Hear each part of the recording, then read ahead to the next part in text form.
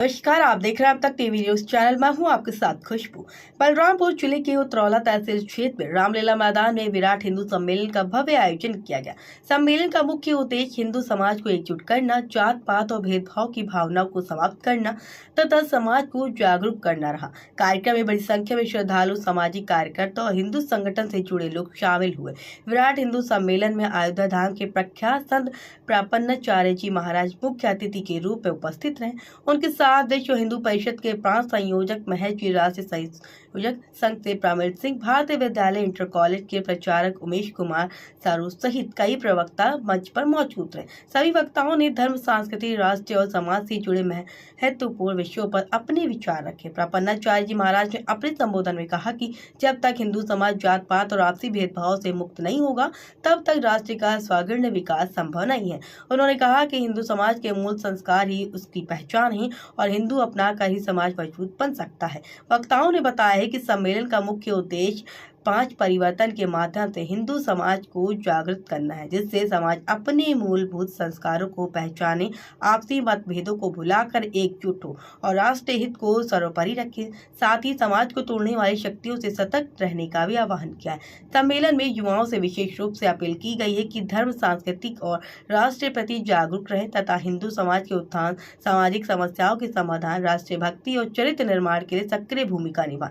कार्यक्रम के दौरान परिवार, समाज, राष्ट्र और प्रकृति के स्तर पर सकारात्मक बदलाव लाने का संकल्प लिया गया। इस अवसर पर जात पात विदाई का संदेश प्रमुखता से दिया गया, जिसमें सभी हिंदुओं को भाई भाई के रूप में एकजुट होकर आगे बढ़ने का आह्वान किया गया। वक्ताओं ने कहा कि जातिगत भेदभाव समाज को कमजोर करता है और इसे छेड़छाड़ ये सशक्त राष्ट्र का निर्माण किया जा सकता है।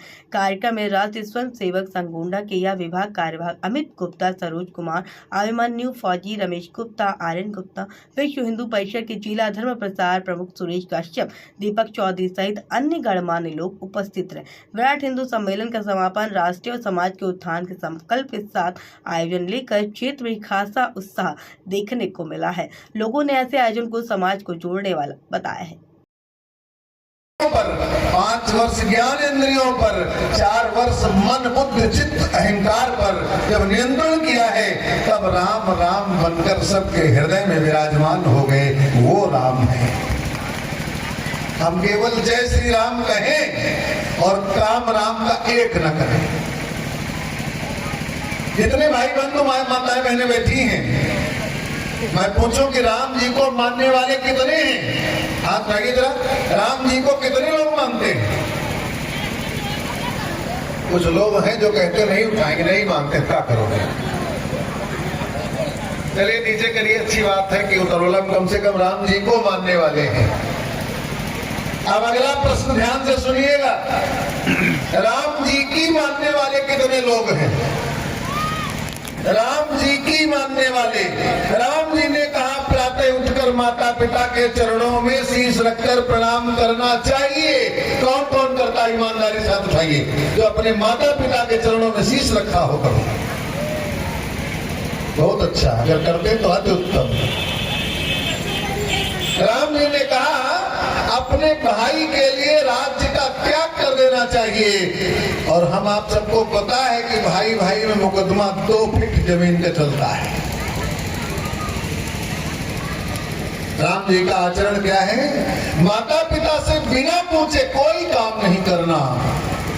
होंगे कुछ लोग यहाँ भी कि माता पिता से पूछकर ही कार्य करते हैं। महाराज चक्रवर्ती सम्राट दशरथ ने,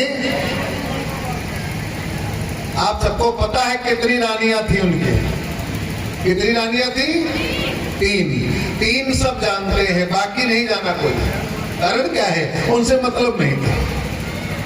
700 विवाह किए थे दशरथ जी। कितने माताओं? 700। 60,000 वर्ष जीवित रहे। एक संतान नहीं हो रही थी।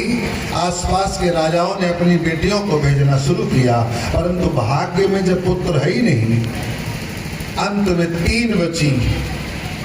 जिस समय यज्ञ होने चली, गुरुदेव ने कृपा किया, राजन अयोध्या का उत्तराधिकारी मिलेगा, लेकिन यज्ञ करना पड़ेगा। कौन करेगा?